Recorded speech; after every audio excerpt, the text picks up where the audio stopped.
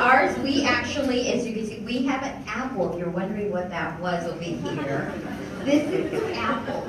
And so we see sometimes it maybe was just the apple by itself, but in the future it's going to be huge. It's going to be much bigger. And the apple actually represents more than just an apple.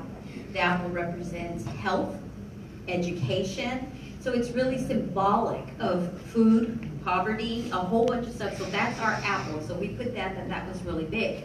But inside the apple, these are what's really going to look at health issues, what's going to look at education issues. And it's not just one thing. And I think it's back to what we were talking about, that we always want to approach one thing at a time. And in reality, it's all at the same time. So when a family, a child comes in, it might be dentists, it might be mental health, it might be tutoring, it might be a whole bunch of stuff. And so what we really are looking at, there's going to be more extensive networks. There's going to be more integration of services. We were just talking at the table right now that the Department of Public Health, the Department of Mental Health, and the Department of Health Services are all working under integration. We see that in the child abuse. We see Department of Mental Health, DCFS, which is in probation, working together, because what we're realizing when you work in a silo, you're not getting the collective impact that we want to. So this is just saying that it might be a little chaotic, but it's really about networking, becoming stronger. We alluded this to the computers, how it shoots and this and that, and it's almost much more tech savvy. And this is where we see, but if we really want to make a difference, it's not just one thing, it's a whole bunch of stuff going on at the same time. So that's it. Thank you.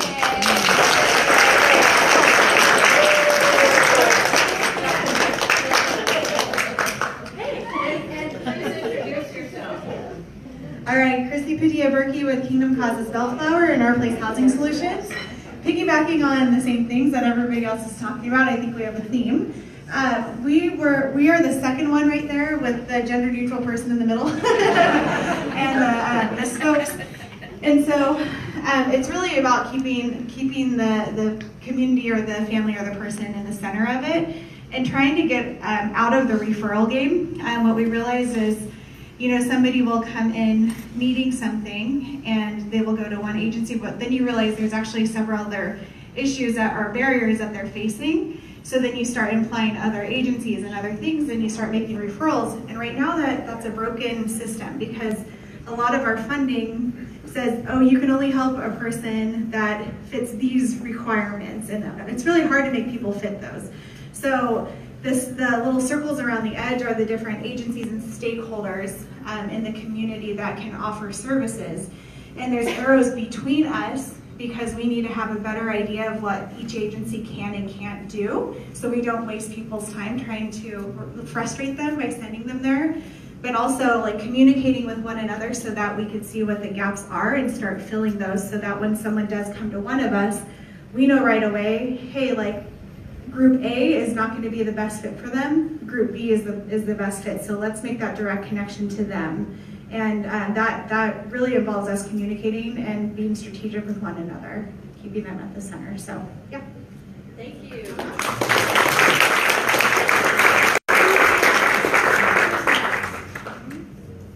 Come on, be brave. Well, our vision of collective impact. And who are you? Oh, I'm Tonya Sandoval from Department of Public Health. Our vision of collective impact in 2021, thanks to Belinda, we drew a bunch of hands. That's Belinda. This Belinda and our group. We drew a bunch of hands, which is displaying our strength of all our agencies, our community-based organizations, and how we're all coming together to work collectively to impact the health of our community. And as you can see, it's a strong network. There's no gaps. And this is our community. And it's also a culturally competent collective impact model right here.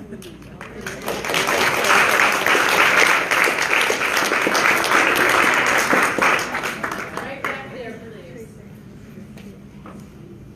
Good morning. My name is Sochi Bravo. I'm with Urban Compass and Watts. Very happy to be with this table and chat.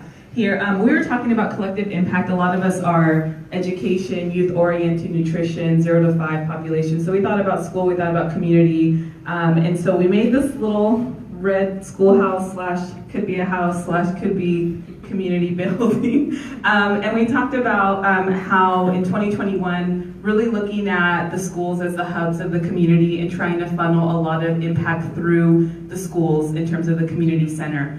Whether you're supporting 0 to 5, whether you're doing nutrition programs, kind of like the play, learn, grow model, and really thinking about what falls under those themes. So we tried to get a bunch of hands under here because we think of impact as uplifting a community as well. So we have a happy person, we have a little ball here, we have an apple tree. Again, the apple was a big theme for a lot of folks in terms of impact. So we were trying to think about how really funneling a lot of services and support through our schools or those large hubs in the community where people are gathering already, where we can find those community members so we can really bring all those services together, whether you're private, nonprofit, for-profit communities, or you're working with the disabled, you're working with various populations and how we can get that all together. So. Thank you.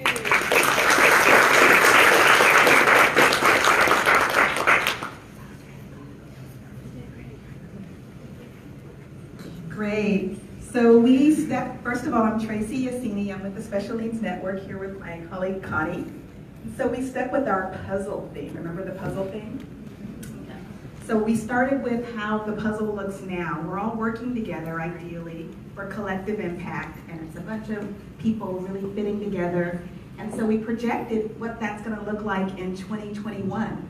So we still stuck with the puzzle theme, but they're bigger pieces. And see how people are collaborating or condensing or making it more concise. And so each of these colors represents a different sector. For example, this one that we didn't have time to color is like environment. This is education. This is health.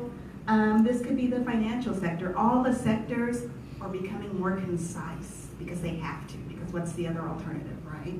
And so that's what that represents.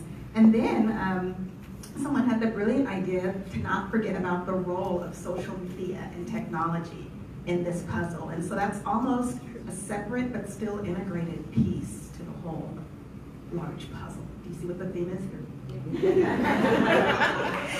So that's what we're thinking that it's going to look like in 2021.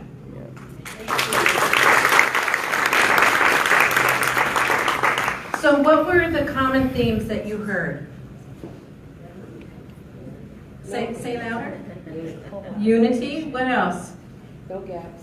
No gaps. We want everybody to have what they need to live life well. What else? Connected. Communication. What else? Diversity. Cultural competency. What else did you hear? Tech savvy. Using technology. What else?